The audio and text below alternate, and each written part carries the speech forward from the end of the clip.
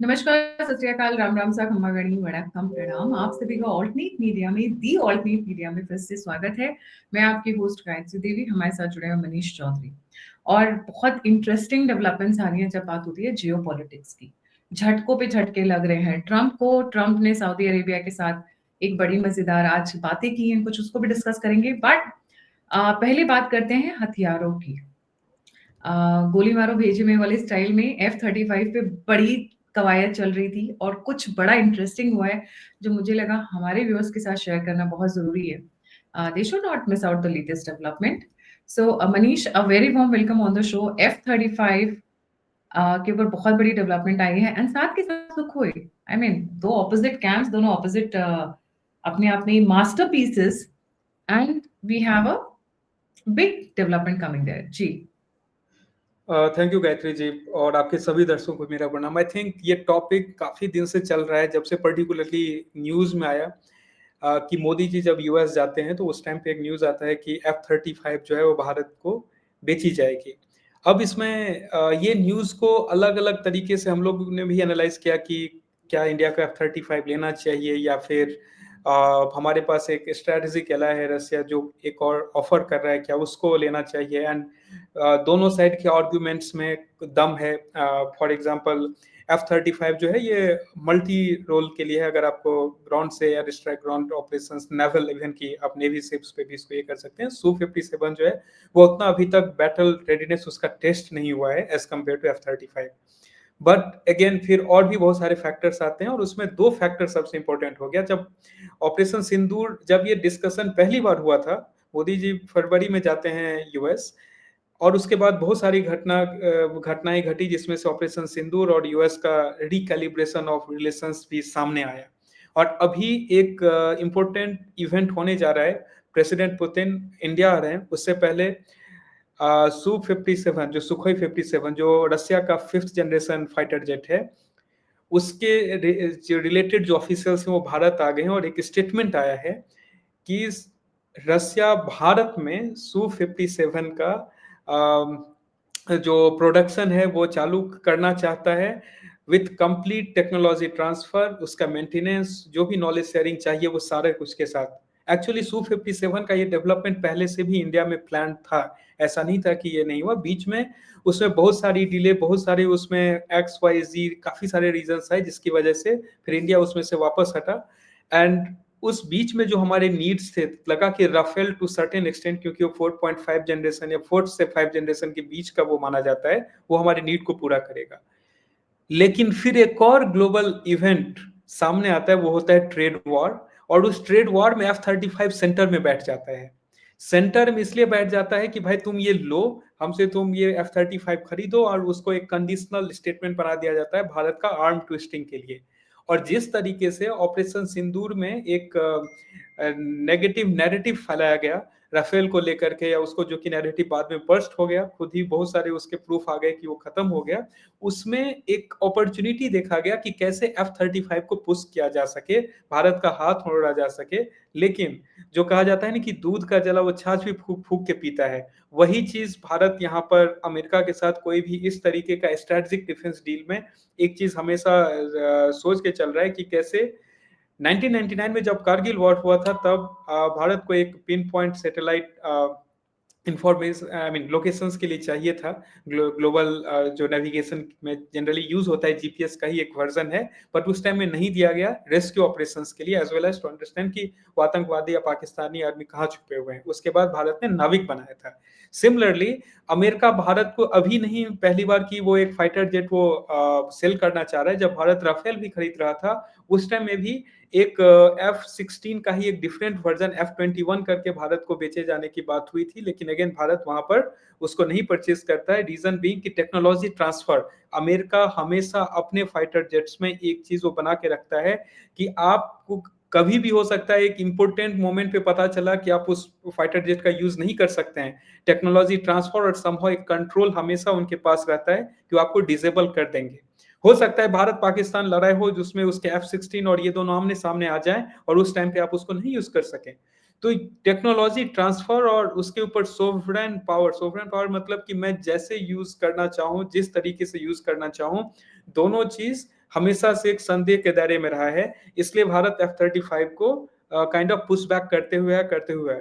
जब अमेरिका अभी एकदम काइंड ऑफ एक अर्जेंसी भी क्रिएट हुआ कि देखो ये लड़ाई हुआ, इसमें चाइना जो है वो J-35 पाकिस्तान को सेल कर रहा है, चाइना के पास 5th जनरेशन फाइटर जेट होगा, पाकिस्तान के पास होगा, भारत उस केस में क्या करेगा? ये क्वेश्चन जब बहुत ज़्यादा काइंड ऑफ अर्जेंट आप बोलिए या इम्पोर्टेंट बोलिए बनते जा रहा है, उस समय में फिर से जो ट्रेड डील भारत और अमेरिका के बीच में जो डिस्कशंस हो रही है, उसमें ये अमेरिका सेल करने का कोशिश किया और भारत इस बार क्लियर लाइन ड्रॉ कर दिया है वहां पर, कोई भी डील तब तक फाइटर जेट के ऊपर नहीं होगा जब तक कंप्लीट टेक्नोलॉजी ट्रांसफर और भारत में उसके प्रोडक्शन, ज्वाइंट प्रोडक्शन पे बात नहीं होगी, तब तक ये डील पे बात आगे नहीं बढ़ेगी। ये क्लियर रेड लाइन ड्रॉ कर दिया गया है इंडिया के तरफ से।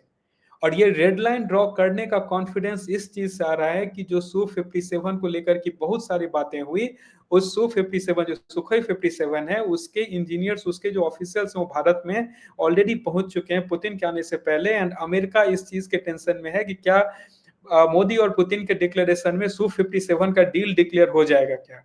क्योंकि अगर ये डील डिक्लेयर हो गया तो कम से कम ये मल्टी $100 बिलियन का ये है, वो अमेरिका के हाथ से डायरेक्ट निकल जाएगा। और क्योंकि अगर 57 लेकर के आ गया, डेफिनेटली F-35 के लिए नहीं जाएंगे। और F-35 के लिए क्या है गायत्री जी, उसके दो चीज हैं। क्यों भारत डिलेमा में रहा है? ऐसा नहीं है कि अगर क्वेश्चन ये भी आएगा कि भारत जब इतना क्लियर है, अमेरिका ऐसा करता है, कभी डिफेंस अभी टेक्नोलॉजी नहीं शेयर करेगा एंड ऑल, तो क्या कहां पर पेच फंसी हुई है? तो पेच यहाँ पे फंसी हुई है कि F-35 फिर भी उसके अलग अलग वेरिएंट्स जो हैं वो इजराइल या फिर जो यूके है उसमें यूज हुआ है, उसके कुछ एविडेंसेस हैं कि कैसे ऑपरेट करता है या कैसा ये परफॉर्म करता है। इवन दो एलोन मस्क या बहुत सारे जो अमेरिकन एक्सपर्ट्स ही हैं, टेक्नोक्रेट्स, उन्होंने इसको पीस ऑफ क्रैप बोल दिया है, फिर भी कुछ उसके एविडेंसेस हैं। Su-57 का अभी तक कोई वॉर में इन्वॉल्व, किसी भी ऐसे वॉरफेयर में, ऐसे ऑपरेशंस में अभी तक उसके एविडेंस नहीं है। दूसरा चीज एक और था कि Su-57 का जो स्टिल्थ मोड है, जो स्टिल्थ जिसको कि कैसे वो बिना डिटेक्टेड मूव किया कर सकता है, ये जितने भी अभी तक जो थर्ड पार्टी असेसमेंट्स हुआ है, तो उसमें F-35 को ज्यादा रेट किया जाता है। बट जो और बहुत सारे कि कितना स्पीड तक जाएगा, मैक्सिमम डिस्टेंस कितना कवर करेगा, पेलोड कितना जाएगा, उसमें Su-57 आगे है। और एक और चीज इंडिया हमेशा देता है कि 2 पायलट से उड़ने वाले प्लेन्स को प्रेफरेंस देता है, जो कि Su-57 का ओरिजिनल वेरिएंट में नहीं था उस चीज को। लेकिन रसिया जो सुखोई जो कंपनी बनाती है, उस कंपनी ने उस चीज को बोला कि ये हमारे लिए बहुत बड़ा चेंज नहीं है, we can make those changes very specific to the need of जो भारत को चाहिए। अब ये सारे अगर पॉइंटर्स मिला, क्योंकि अमेरिका का वो ट्रेड डील भी इंडिया के लिए सॉर्ट ऑफ एक ऐसा नहीं बोल सकते हैं कि कोई हाथ मरोड़ने वाला, बट इंपॉर्टेंट है। क्या इंडिया उस F-35 और Su-57 ये प्रेशर टैक्टिक्स जो है इंडिया के तरफ से भी चल रहा है, क्योंकि ये चीज मानना पड़ेगा और ये चीज हम सबको समझना पड़ेगा, और पूरे दुनिया के जो वैश्विक जो ग्लोबल आर्म्स मार्केट है, कि भारत अगर सबसे बड़ा बायर है तो ये अपने टर्म्स भी डिक्टेट करेगा। क्योंकि इसमें डसॉल्ट एविएशन भी इस चीज पे काम कर रही है, कोई राफेल के एक नेक्स्ट जनरेशन बनाने का, बट इंडिया का नीड थोड़ा अर्जेंट है। और राफेल जो कंपनी डसॉल्ट एविएशन जो राफेल बनाती है, उनको अभी थोड़ा 3 साल का उनका काइंड ऑफ 2-2.5 साल का लीड टाइम है जब वो लेकर के आएंगे। तो ये चीज अभी इस चीज पे डिस्कशन हो रहा है कि भारत यहाँ किस डायरेक्शन में जाएगा, क्योंकि जिस किसी एक एंटिटी के साथ भारत ने डील साइन किया, फिर उसके बाद दूसरा वहां गेम से बाहर हो जाएगा, और by the time next generation आएंगे, HAL ऑलरेडी काम कर रहा है 5th जनरेशन जेट्स को बाय नेक्स्ट 5 इयर्स में बिल्ड करने का। तो ये अभी देखिए, इसमें ग्लोबली इसमें एक इंटरेस्टिंग एंगल ये भी आता है कि भारत जो सुरक्षा के लिए, जो डिफेंस के लिए जो टेक्नोलॉजीज यूज करती है, वो भारत रशियन टेक्नोलॉजीज यूज करती है। S-400 फॉर एग्जांपल, जो डिफेंस के लिए हम जो डिफेंसिव ऑफेंस जो जब हम जिस मिसाइल और जिसको हम यूज करते हैं कि हम सामने से आने वाले अटैक को रोकने के लिए, तो वहां पे एक टेक्नोलॉजी, एक पेच ये भी फंस रहा है कि जब आप डिफेंसिव ये यूज करते हैं, तो क्या आप ऑफेंसिव F-35 आप जेट्स यूज करेंगे? वन। दूसरा, क्या ये अमेरिका का एक और चाल है कि जब आप हम F-35 पहले सेल करेंगे, उसके बाद जो उनके जो वो मैं नाम भूल रहा हूँ, वो डिफेंस वेपन जो है जैसे S-400 का उनका काउंटर पार्ट है, क्या वो मिसाइल्स अमेरिका फिर पुश करेगा कि अगर आप ये यूज कर रहे हो, मैं सब कुछ कर रहा हूँ, बट आपको S-400 को भी रिप्लेस करना पड़ेगा? तो ये सारी चीजें जो है, क्योंकि ये अल्टीमेट गेम एक और ये भी हो सकता है कि पहले एक, क्योंकि एक अर्जेंसी इंडिया के पास है कि इनको खरीदना है, हमारे जो स्क्वाड्रंस हैं जो भी बने हुए हैं वो उसकी उसमें संख्या कम है, इस चीज को एयरफोर्स की भी तरफ से हाईलाइट किया गया है। क्या उस अर्जेंसी को अमेरिका यहाँ पे मैक्सिमाइज करने का कोशिश कर रहा है क्या? ये एक बहुत बड़ा फैक्टर है जो कि काइंड ऑफ एनालिसिस हो रहा है जिसके ऊपर, कि क्या अमेरिका के इस प्रेशर को मैं इमीडिएटली डिलीवर कर दूंगा, मैं तुरंत इस चीज को नेक्स्ट 3 इयर्स में मैं इतने F-35 डिलीवर कर दूंगा, वर्सेस जब पुतिन और मोदी का भी मीटिंग होने वाला है, उस मीटिंग में क्या भारत एक ऐसा डील साइन करने की तरफ जा रहा है जहां पे Su-57 के कुछ इमीडिएट डिलीवरी और कुछ उसके इंडिया में प्रोडक्शन, और बाय द टाइम ये प्रोडक्शन चालू होगा रशियन मेड Su-57 भारत में आएंगे। क्योंकि यहाँ पर बहुत ही, जैसे अमेरिका के साथ भारत ने अपना ये रखा है कंडीशन, वैसे ही रशिया ने क्लियर कंडीशन इंडिया के सामने डाल दिया कि कंप्लीट ट्रांसपेरेंट टेक्नोलॉजी ट्रांसफर होगा, जैसे कि पहले के टेक्नोलॉजी से पहले के जेट्स में हम करते रहे, सो दैट आप अपने देश के अंदर मेंटेनेंस कर सकते हैं। क्योंकि याद रखना होगा, जब केरल में इतने दिन के लिए 20-25 दिन के लिए जो F-35 खड़ी थी, तो वहां पे लॉकहीड मार्टिन के इंजीनियर्स आए थे फिक्स करने के लिए, वो जो रॉयल नेवी फोर्स के इंजीनियर्स उसको फिक्स नहीं कर रहे थे। तो maintenance is another factor that associates with F-35। आप सर्टेन लेवल आपके फिक्सेस आप कर सकते हैं, लेकिन अधिकतर जो उसके चेंजेस होंगे, जो उसके इंटरनल ये माइक्रो उसके चिप पे जो प्रोग्रामिंग किया गया है उसमें अगर चेंजेस चाहिए, वो लॉकहीड मार्टिन कर सकता है। और भारत का एक हमेशा नीड है, क्योंकि आप देखिए F-35 खरीदने के साथ वो और क्या बेचेंगे, वो बेचेंगे कि हमारा मिसाइल्स भी यूज करो, क्योंकि ये दूसरे के साथ इंटीग्रेट नहीं हो सकता। जबकि जो रशियन जो, क्योंकि राफेल वाले में भी ये डिस्कशन हुआ था, राफेल वाले में ये बात इस पे फंसी थी ऑपरेशन सिंदूर के बाद, कि हमारे मिसाइल्स जो वो स्काल्प मिसाइल वगैरह जो उसके साथ हो सकता है, उसके बियॉन्ड हम चाहते हैं कि हमारे मिसाइल्स उसमें इंटीग्रेट हो, क्योंकि our missile technology is as good as anyone's in the world.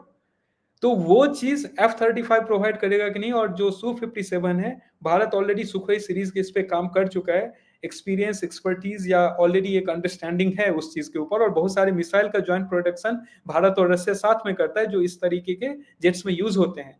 तो ये सारे फैक्टर्स यहाँ पे हैं। रशिया अपनी तरफ से अपना पत्ता खोल चुका है कि मैं ये इंडिया के साथ बनाने बेचने सबके लिए मैं रेडी हूँ with complete technology transfer and ownership. वही कंडीशन भारत अभी अमेरिका के सामने रखे, क्योंकि अमेरिका जिसकी इकोनॉमी खुद अभी एक काइंड ऑफ स्ट्रगलिंग फेज में है, वो हर एक ऐसे सारे डील्स के पीछे वो भाग रही है। क्या वहां पर ये डील, अगर ये जो कंडीशंस भारत ने रखे हैं, क्या वो कंडीशन को एक्सेप्ट करता है, जो कि हाईली अनलाइकली है, क्योंकि फिर उनका जो एक ग्लोबल डोमिनेंस रहता है या कैसे मैनिपुलेशंस रहता है, उस चीज वो फिर खतरे में आ जाएगा। And at the same point of time Putin का विजिट, उससे पहले ये स्टेटमेंट्स आना, उनके ऑफिशियल्स और इंजीनियर्स का इंडिया में होना, next 1 month is going to be very very interesting, I would say. जी गायत्री जी। बहुत फटाफट फटाफट डेवलपमेंट चल रही है, बट हाँ एक चीज और सामने आई है। Russia has sold Sukhoi to 2 unknown buyers, और उस पे बड़ी कवायद चल रही है, पूरे सोशल मीडिया पे संग्राम मचा हुआ है कि किसने खरीदे हैं और रशिया छुपा क्यों रहा है ये। जी देखिए, एक चीज जो मैंने बताया कि F-35 और Su-57 में डिफरेंस है कि Su-57 का किसी ने रियल वर्ल्ड यूज देखा नहीं है, ऐसा मतलब एक्सक्लूसिवली कि कोई और कंट्री उसको यूज कर रहा है एंड ऑल। और अभी सबका ये भी है कि रशिया खुद एक साइड वॉर में इंगेज है, तो वो कितना सप्लाई कर पाएगा दूसरे को। तो रशिया के तरफ से क्लियर इंडिकेटर है to anyone who is interested to buy, कि मैं मैन्युफैक्चर करके ऑलरेडी सप्लाई भी कर रहा हूँ।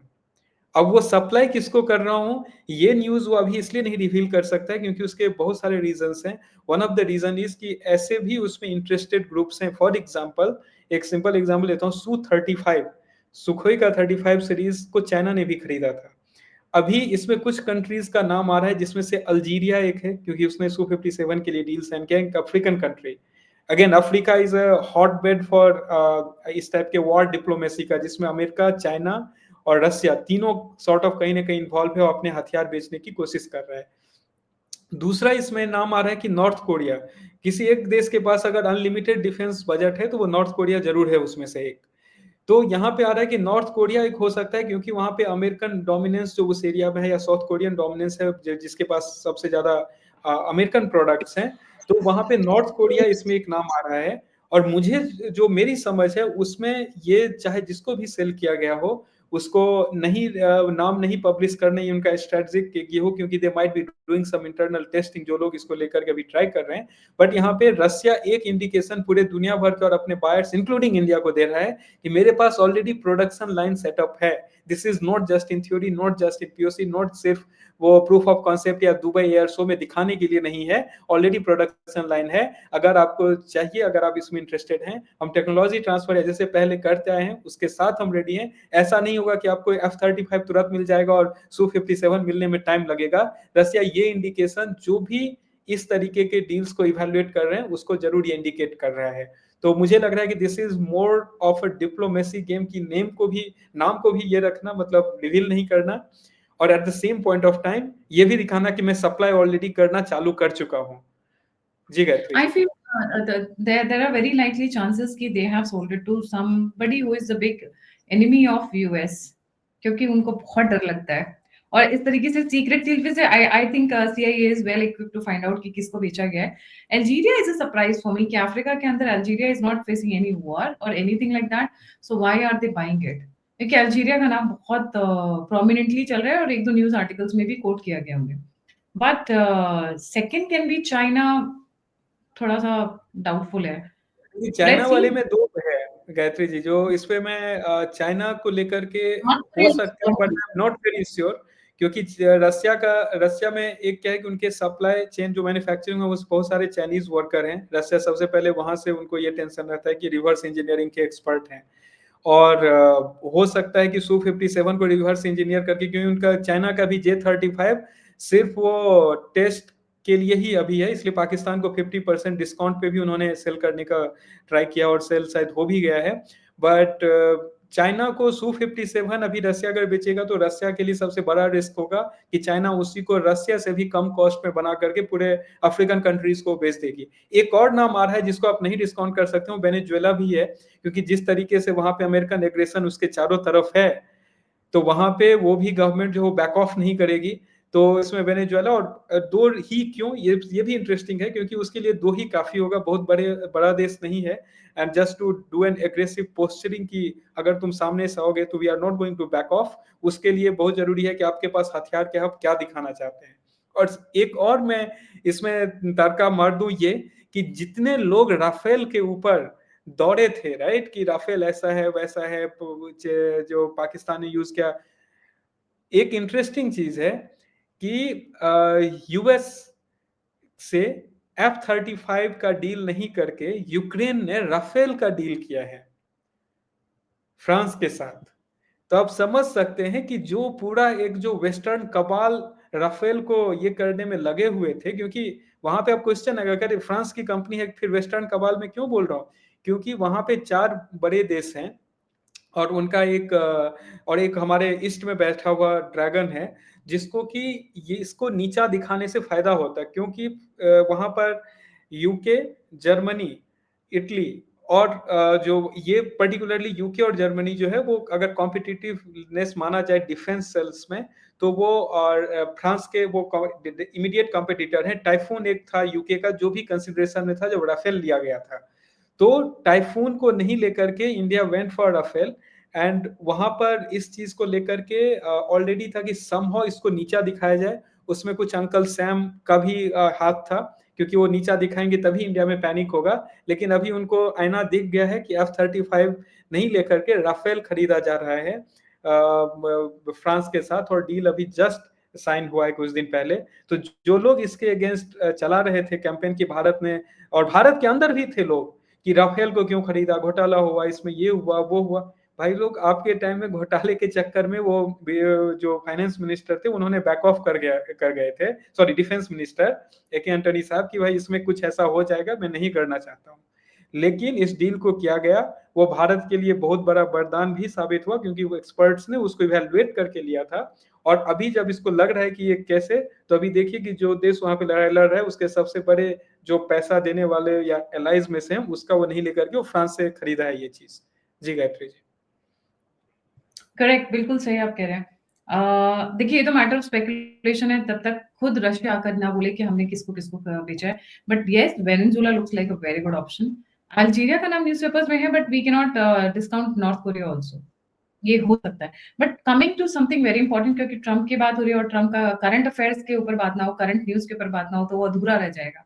आज उन्होंने सऊदी अरेबिया के मोहम्मद बिन सलमान को तो पहले धुत छिपा दिया कि कितना पैसा खर्च करेंगे, कितना पैसा इन्वेस्ट करोगे गाज़ा में, इस तरीके से।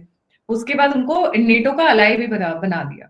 What has happened exactly there? Why is he trying to bring Saudi Arabia into the NATO alliance force? जी। देखिए अभी इसको अगर फ्रॉम बिजनेस या फाइनेंस या उस एंगल से देखें तो इसमें एक चीज बहुत क्लियर है। सऊदी अरब के पास डेफिनेटली पैसा बहुत है और they want to diversify from जो करेंट उनका ऑयल एंड गैस का बिजनेस है उससे वो बाहर, क्योंकि जैसे जैसे ग्रीन एनर्जी और ये सब सामने निकल के आएगा दैट विल डेफिनेटली हिट, उसको बोलते हैं ना एक अपना सीलिंग हिट कर जाना, उससे ऊपर वो नहीं जा सकता। तो नेक्स्ट क्या है जहां पे पैसा बनेगा अभी, तो वो नेक्स्ट है टेक्नोलॉजी। टेक्नोलॉजी जो चाहे ईवी हो, चाहे एआई हो, ब्लॉकचेन हो एंड ऑल। तो और अमेरिका को भी अभी चाहिए इन्वेस्टमेंट, उसको एक्सटर्नल पुश का बहुत ज्यादा जरूरी है। और जिस तरीके से ट्रम्प का जो भी एजेंडा रहा है अपने देश के इकोनॉमी को सुधारने का एंड ऑल, उसमें external investment is very important. इसलिए आप देखेंगे अगर जब वो सीईओ से मिलते हैं तो कौन कितना पैसा लगा होगा ये डायरेक्ट पूछते हैं वहां पर, जिसमें मार्क जकरबर्ग एंड बहुत सारे गूगल एंड ऑल सारे लोग थे। उसके बाद जब वो कतर या सऊदी अरब के ट्रिप पे जब वो गए थे तो वहां से भी वो ये दिखाना चाहते हैं कि देखो मैं ऐसा नहीं है कि पहले जैसा मैं सब जगह जाके लड़ाई करके पैसा लुटा रहा हूँ, मैं रिवर्स लेकर के आ रहा हूँ। एंड चाहे उसको आप जिस भी में देखें वो एक kind of relatively positive posting है टू द कॉमन पीपल कि ये ऐसा प्रेसिडेंट है जो बाकी जगह लड़ाई करके ये नहीं जा रहा है, वो रादर कुछ ना कुछ लेकर के आ रहा है।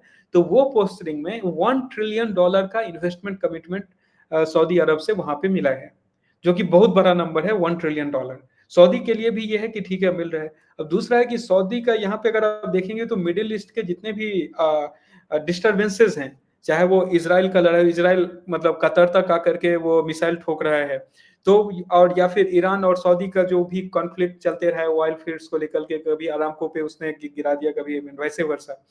तो वहां पर सऊदी को भी एक चाहिए एश्योरेंस कि मेरा सेफ्टी सिक्योरिटी, अगर मैं $1 ट्रिलियन डाल रहा हूं तो उसके बदले में उसको भी तो कुछ चाहिए। अगर ये दिखेगा कि इसको as a major NATO ally वो है अमेरिका का, तो उस पर एक्शन लेने से पहले कोई भी ग्रुप, चाहे वो इजरायलीज हो चाहे वो ईरानियंस हो, जो भी हो, उसको सोचना पड़ेगा कि यहाँ पे सही में कुछ एक्शन लेना चाहिए या नहीं लेना चाहिए, क्योंकि no this will considered as action not exactly in the NATO, क्योंकि मेजर नेटो एलाई बोला, नॉन नेटो एलाई बोला गया है उसको।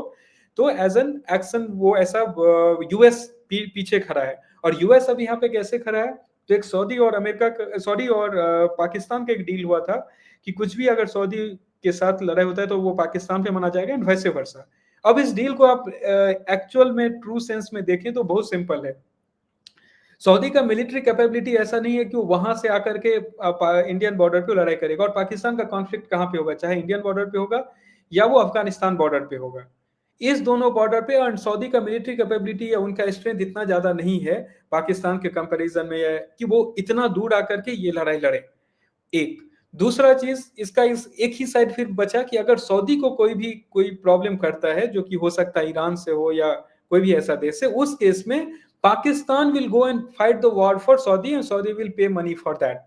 तो बेसिकली डोनाल्ड ट्रंप ने यहाँ पे विन विन एक सिचुएशन उन्होंने क्या क्रिएट किया कि देखो तुम यहाँ पे इन्वेस्टमेंट भी दो, इतना बड़ा भी तुम्हारा कोई लड़ाई नहीं होगा। सऊदी बाय नेचर ऐसा एग्रेसिव देश नहीं है कि कहीं वो एक्सपेंशन और उसके लिए लड़ाई लड़ता है। तो तुम्हें जब भी कुछ ऐसा जरूरी पड़ेगा तो हमारा एक छोटा उधर बैठा हुआ है वो तुम्हारे लिए सप्लाई करेगा, वो पाकिस्तान है। और पाकिस्तान को भी बोला कि देखो तुम ऐसा फ्री में नहीं लड़वा रहा हूँ, जब भी तुम इनके लिए कुछ ऐसा कोई एग्रेशन हुआ तुम जाओगे या कुछ ऐसा, तो उस केस में तुम्हें पर सोल्जर या पर इसके बेसिस पे कुछ पैसा मिलेगा। ये डील एक्चुअली डोनाल्ड ट्रंप ने इसराइल और पाकिस्तान के भी बीच में क्रैक करने का कोशिश किया था, बट वो डील क्रैक इसलिए नहीं हो पाई क्योंकि पाकिस्तान वहां पे $10,000 पर सोल्जर मांग रहा था एंड जो इसराइल का इवैल्यूएशन था वो शायद 100 या $1,000 पर सोल्जर पे था, इसलिए वो डील वहां नहीं क्रैक हो पाई। बट यहाँ पे चाहे वो मुस्लिम ब्रदरहुड या जिस भी नाम पे यहाँ पे वो डील हो गया। तो दिस इज मोर लाइक कि डोनाल्ड ट्रंप भी वो बिजनेस के हिसाब से विन विन विन क्रिएट करना चाह रहे हैं।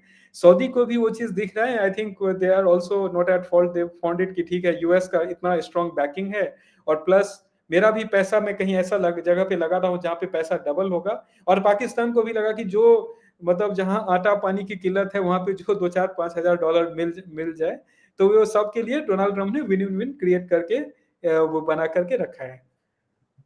मेरा मेरा एंगल था कि Saudi Arabia is going to invest in Gaza. अब पैलेस्टीनियंस का क्या होगा, फ्रॉम ईस्ट टू वेस्ट वाली जो इनकी कहानियां चलती थी, उसका क्या होगा? देखिए वो इन्वेस्टमेंट जो मुझे अभी दिख रहा है ऑन द फेस वैल्यू, ये सऊदी का इन्वेस्टमेंट कहीं भी यहाँ पे डायरेक्ट गाजा इन्वेस्टमेंट नहीं होने वाला है, क्योंकि for them what they are looking at the first, क्योंकि अगर आप देखेंगे सऊदी अरब में जिस तरीके की चल रही है कवायद, उसमें वो लोग जितने भी टॉप टेक कंपनीज हैं, जैसे जो जिस चीज में उस एरिया में दुबई ने लीड ले लिया कि दुबई को they have been able to create a global fintech capital kind of, वो भी बिल्ड कर रहे हैं। सऊदी अरब उस चीज में थोड़ा सा लेट था, but they have no arrived kind of, और रियाद को वैसा ही बनाने का कोशिश कर रहे हैं। अगर जैसे हमने डिस्कस किया कि कफील वाला जो उनका था एक प्रोसेस, उसको सऊदी अरब ने हटा दिया, तो इस सॉरी ओमान या किसी ने स्टार्ट किया, उसको सब अभी फॉलो कर रहे हैं। तो वो अभी रियाद को दुनिया का नेक्स्ट बहुत बड़ा टेक्नोलॉजी कैपिटल दिखाना चाह रहे हैं। और टेक्नोलॉजी ऐसा तो होगा नहीं कि अचानक से आपके देश में टेक्नोलॉजी कंपनीज बिल्ड होना चालू हो जाएगी। Definitely you need to bring the giants, चाहे वो गूगल हो, एप्पल हो, माइक्रोसॉफ्ट हो। एनवायरमेंट जायंट्स लाने के लिए आपको पहले एनवायरमेंट क्रिएट करना पड़ता है जी। बिल्कुल। तो वहाँ पे उन्होंने ये एक तो यहाँ पे इंफ्रास्ट्रक्चर और बाकी सारी चीज़ों पे काम किया है। अब यूएस में वो पैसा डाल रहे हैं सो दैट वो कंपनीज़ यहाँ पे हेडक्वार्टर खोल लें एंड ऑल, ये चालू करें। और at the same point of time Gaza में वो इन्वेस्टमेंट कैसे जाएगा, ये इनडायरेक्ट फनेलिंग उसका हो सकता है। उस पॉसिबिलिटी को नहीं ये कर सकते हैं कि गाजा को, क्योंकि ट्रम्प कहे कि I will make Gaza a very beautiful city, तो वेरी ब्यूटीफुल सिटी में दो चीज जरूर जाएगा। एक, वहां पे अगर if really he is interested to do so, पहले तो आपको उस लड़ाई को एक लॉजिकल कंक्लूजन पे लेकर के आना पड़ेगा, जहां पे इसराइल को भी ठगा हुआ नहीं लगना चाहिए। ऐसा नहीं कि for the sake of Trump मैंने ये किया और यहाँ पे अभी भी अटैक हो रहा है, मिसाइल्स आ रहे हैं, लोग वहां से छोड़े नहीं जा रहे। सेकेंड, वहां पे आपको रियल एस्टेट इन्वेस्टमेंट चाहिए सबसे पहले, क्योंकि वो टूट फाट के खंडहर बन चुका है वो जगह। और रियल एस्टेट इन्वेस्टमेंट में पैसा को इनडायरेक्टली वहां पे लाया जा सकता है, कोई उसमें डाउट नहीं। क्या जब ऐसा होगा तो एक चीज जो सऊदी अरब यहाँ पे लेकर के आ सकती है कि मुस्लिम ब्रदरहुड वाला अगेन, क्योंकि वो रिलेटिवली मुस्लिम डोमिनेटेड वो पॉपुलेशन है, तो वहां पे investment through Trump supported companies and all, इस चीज को भी डिस्काउंट नहीं कर सकते हैं, क्योंकि ये बहुत ज्यादा पॉसिबिलिटी है ये होने का। तो और एक और वहां पे प्रॉब्लम दूसरे साइड पे भी है। एक तो गाजा साइड पे हो रहा है, लेकिन जो हौथी ग्रुप है जो दूसरे साइड पे प्रॉब्लम कर रही है, जो कभी सऊदी के भी ऑयल टैंकर्स उड़ा रही है, तो यूएस का बैकिंग उस चीज पे भी कि ठीक है, जो इनका जो ऑयल बिजनेस है जिसको ये लोग डिस्टर्ब कर रहे हैं, उस चीज को भी कम किया जा सके।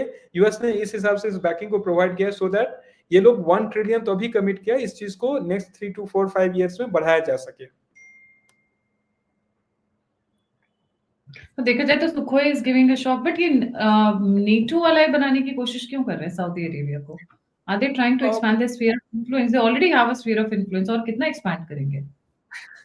देखिए इसमें नेटो एला एग्जैक्टली अभी जो Trump is looking at NATO एला, तो अगर आप देखेंगे नेटो ग्रुप को उन्होंने प्रेशराइज किया कि तुम सब अपना डिफेंस एक्सपेंस जो है उसको इंक्रीज करो। एग्जैक्टली, मैं उसी पे आ रही थी, पैसा निकलवाने के लिए। तो Trump is very transparent president, if you ask me, मैं बार बार मैं बोलता हूँ कि जो करना है he is doing it in a different way. वहां पर नेटो में सारे नेटो में है 20-25 देश, कुछ ऐसा वो उनका नंबर है, लेकिन उसमें से एक्चुअल में जो डिफेंस प्रोडक्शन जिनका है वो 4 से 5 देश है। तो जब आप बोलेंगे कि तुम अपना इंक्रीज करो, इसका मतलब क्या है कि तुम यूएस से खरीदो। अब टर्की भी यूएस से खरीदने चाह रहा है बहुत सारा हथियार। वो बाकी जो छोटे छोटे देश हैं भाई, तुम लोग, वो ट्रम्प का सीधा स्टेटमेंट था, तुम लोग लीज जैसे से बैठे हो कि यूएस सब जगह प्रोटेक्ट करेगा, ऐसा नहीं हो सकता है। अपना एक्सपेंस बढ़ाओ, अपना एक्सपेंस बढ़ाओ मतलब यूएस से खरीदो। अब सऊदी अरेबिया भी जब इसमें मेजर नॉन नेटो है, सऊदी अरब को भी खरीदना है, तो कहाँ से खरीदेगा? वो यूएस से खरीदेगा, पैसा तो है ही। तो वो लोग हो सकता है कि उनके पास उतने मैन पावर नहीं हो, टेक्नोलॉजी उन्होंने डिफेंस में नहीं हुआ है, तो कहाँ से खरीदेंगे? यूएस से खरीदेंगे। तो अल्टीमेटली जितने भी नाटो एलाइज बनेंगे उनको मैंडेट्स दिया जाएगा, तो उसका बेनिफिट किसको होना है? अमेरिका को होना है। और उस बेनिफिट में छोटे-छोटे बेनिफिट्स अब पाकिस्तान को जैसे वो पकड़ा दिया गया एक लॉलीपॉप की, ठीक है तुम डिफेंस में इसके जाओगे सऊदी अरब में, उसके बदले तुम्हें कुछ पैसा मिलेगा। तो ही इज मोर और लेस कि भाई सब मेरे साथ रहो तो सब पैसा कमाओगे और अमेरिका डेफिनेटली तुम कमाओगे ही।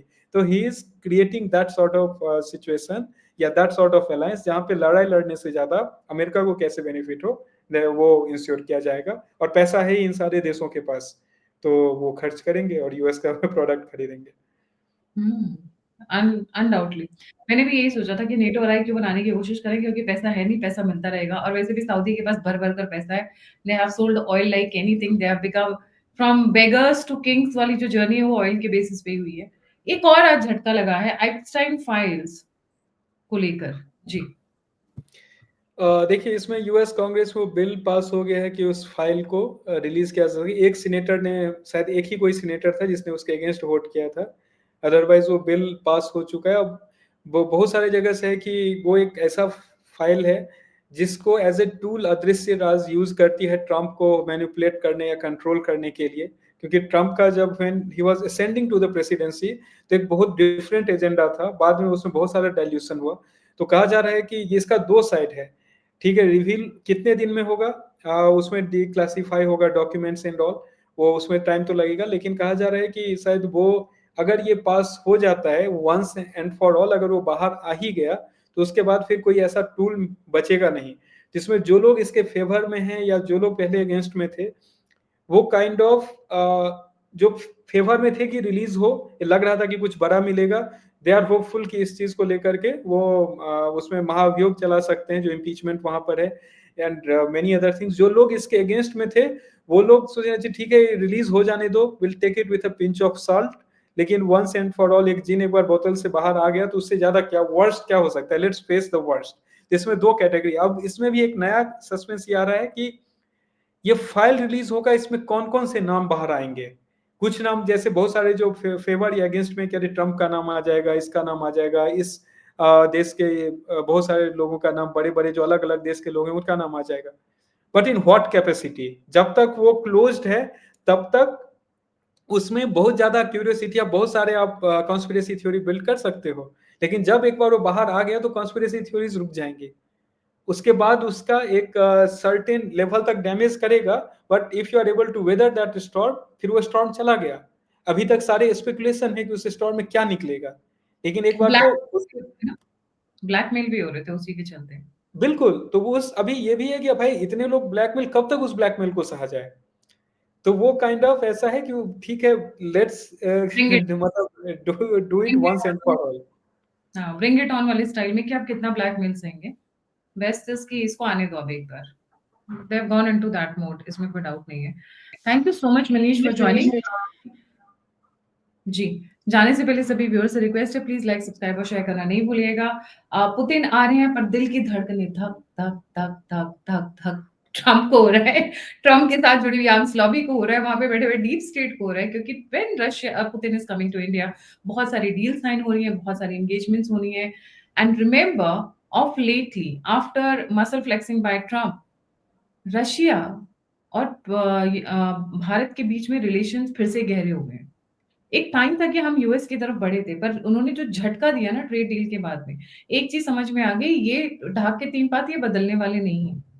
ये हमेशा ऐसे ही थे, धोखा देने वाले, अपने मतलब निकालने वाले, and they are going to stay the same way. आप उनसे ज्यादा एक्सपेक्ट मत करिए। So Russia has always been a all weather friend. So वापस we have gone back to an era where India and Russia were closer together as compared to India and USA. No matter हमारी कितनी भी population है, no matter हमारे बहुत सारे NRIs हैं, settled हैं, but it's not been giving us dividends on their part. क्योंकि they have not been able to make a lobby for Bharat, or they have not been able to put Bharat in the center the way Israelis and Chinese have been able to do. They have failed miserably on that part. वहां पे सब solo solo solo solo चल रहे हैं। जाते जाते मैं एक चीज बताना चाहूंगी, चाइना की पॉपुलेशन का कोई भी बंदा दुनिया के किसी भी कोने में हो, that Chinese community stage together. अब जाम्बिया जैसी कंट्री में जहां मैं I have been there, I was there, Chinese एक ही सोसाइटी के 15-20 घर ले लेते थे और एक साथ रहते थे। Single call to the ambassador and anything they wanted to get used to be done. हमारे यहाँ क्या होता है, हमारे यहाँ अलग तरीका है। But I come back to the topic. धक धक धक धक, ट्रम्प इज गोइंग थ्रू धक धक धक धक, क्योंकि Putin is about to come to India and is going to be a trouble. और सुखाई वाली अपनी न्यूज देख के मनीष तो ऑलरेडी शॉक कर ही दिया होगा। आई एम श्योर बहुत सारे लोगों तक ये बात पहले ही पहुंच चुकी होगी, but Trump is trying to make it up as good as possible. Thank you so much, और लाइक सब्सक्राइब शेयर करना नहीं भूलिएगा। अगर आप मुझसे जुड़ना चाहते हैं तो सभी की सभी लिंक्स डिस्क्रिप्शन बॉक्स में है। आपको मुझसे कोई इन्फॉर्मेशन कन्वे करना है, don't on the number WhatsApp पे नहीं करिएगा। Email is the best way, that is where I am available and I respond. और प्लीज आगे आए, कंट्रीब्यूट करें, सपोर्ट करें, सहायता करें। नंबर और यूपीआई स्क्रीन के ऊपर दिया हुआ है। इसी के साथ जय हिंद, जय श्री राम, हर हर महादेव। हर